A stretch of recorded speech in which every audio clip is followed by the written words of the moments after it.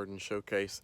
Today's video is going to be kind of a mixture of different things because first of all, you see that beautiful blue sky behind me and 54 degrees out here today. Well, in another day, it's not going to be this. We are expecting 3 to 6 inches of snow and a temperature drop to 9 degrees after being in the mid 70s just a few days ago. So what has that caused around here? That has caused a lot of things to start coming out and a lot of things to start blooming. So my first task today is I'm going to go get the planter liners in with the spring bulbs off the front porch so I can preserve those. But I want to flip the camera around here to behind me now, and you'll get a glimpse of the saucer magnolia, which has started to bloom. Unfortunately, this will probably be all that we see of that tree this year because these temperatures will just absolutely decimate the blooms. So here's a little picture of the saucer magnolia pre-bloom. It looks like some of the blooms have started to come out. Most of them are still in bud form, but the cold weather will take care of the bud form of this tree, and they will just blacken. It will not kill the tree, but it will do away with all the blooms.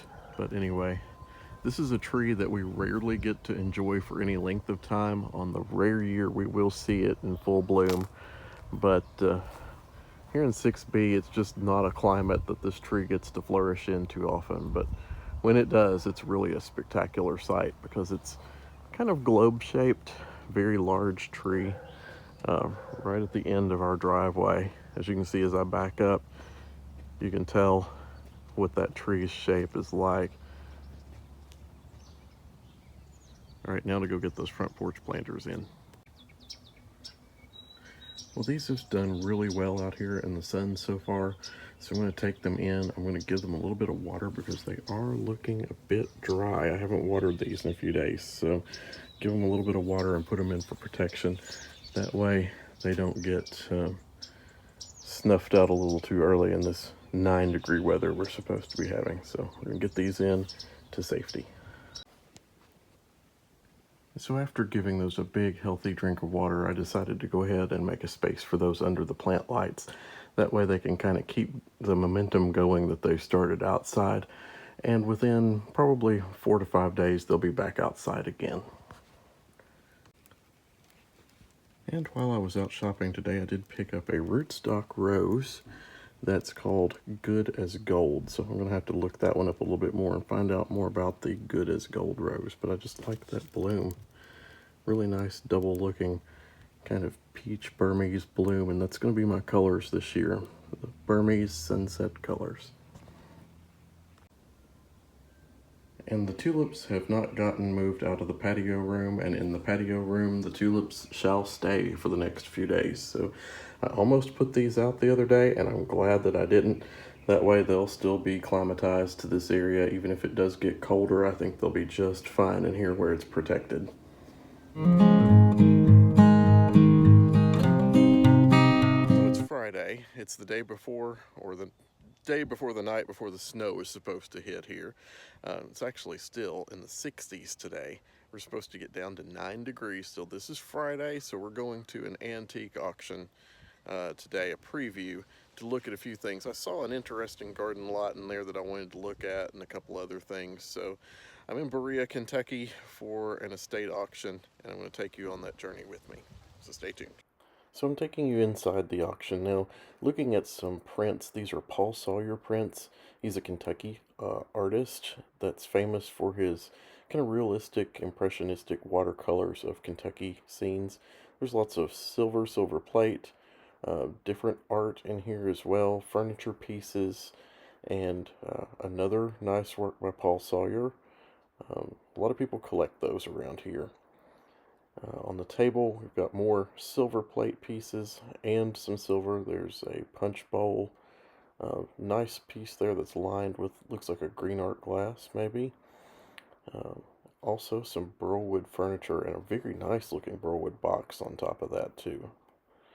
In another room, they had some side chairs, some armchairs, and lots of varying pieces. Another work of Paul Sawyer's there.